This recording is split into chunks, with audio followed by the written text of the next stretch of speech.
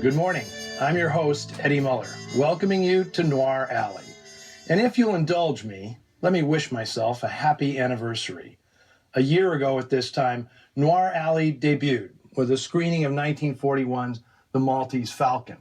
And as a gift for loyal viewers who have been requesting it from the start, beginning next weekend, there will be 2 chances to catch Noir Alley each week.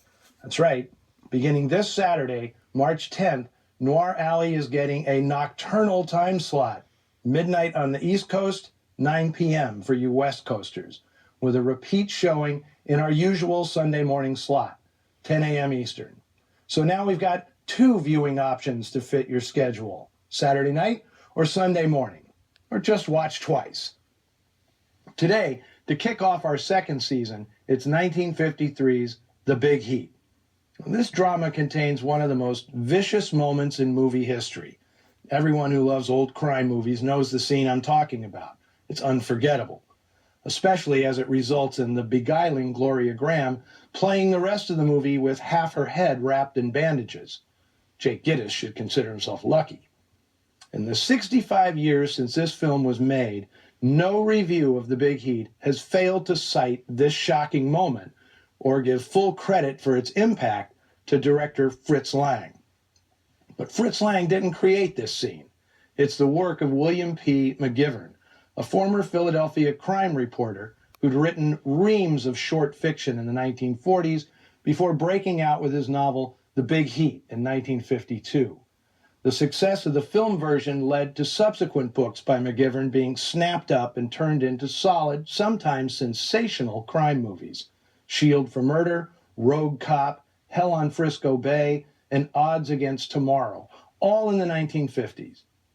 In adapting The Big Heat for the screen, another one-time crime reporter, Sidney Boehm, barely altered a thing. There was no need. The book is perfectly structured, its characters vividly and efficiently defined. With all due respects to Fritz Lang, a story this strong and this well cast could have been made by lots of Hollywood directors and would probably have turned out just as well.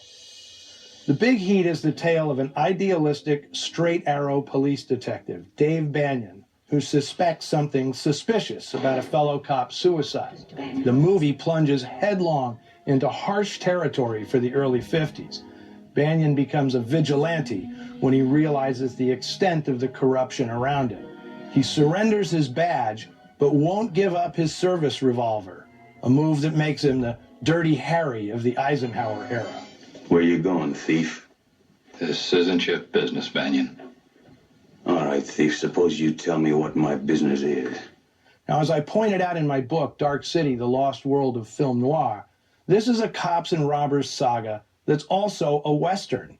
There are showdowns in saloons, rustlers biding time, endless hands of poker, a robber baron devouring the frontier while paid-off tin stars look the other way. And most critically, there's the whore with the heart of gold, played by Gloria Graham, in what's arguably her most memorable role. Hey, that's nice perfume. Something new. It attracts mosquitoes and repels men. Doesn't work that way with me. It's not supposed to. The power of The Big Heat comes from McGivern writing about a world he knew well, big city crime. After serving in the Army during World War II, where he earned a medal rescuing a tank crew knocked unconscious by toxic gas, McGivern landed a job working the police beat for the Philadelphia Evening Bulletin. The Big Heat is based on a case he covered during his first year cityside, tracking corruption uncovered in a city official's suicide note. He eventually wrote The Big Heat in a 3-week burst in 1952. Whole sections of the screenplay are lifted almost verbatim from the novel. Screenwriter Sidney Boehm, good as he was, basically was stealing money when he cashed Columbia's check. But there's no arguing that the formula worked. Boehm went on to adapt Rogue Cop and Hell on Frisco Bay, both from McGivern novels. What made those books film-ready was McGivern's facility at creating memorable characters, minus the need for backstories. In the best Dashiell Hammett tradition, McGivern's characters emerged entirely within the flow of the action, and they never felt one-dimensional. Like the Maltese Falcon, The Big Heat is completely character-driven, fast on its feet, if surprisingly light on action.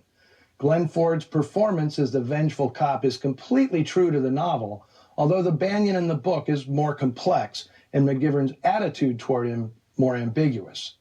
From 1953, featuring tremendous supporting performances from Jeanette Nolan, Alexander Scorby, and Lee Marvin, as perhaps the thuggiest thug in movie history, here, brilliantly directed by Fritz Lang, is William P. McGivern's The Big Heat.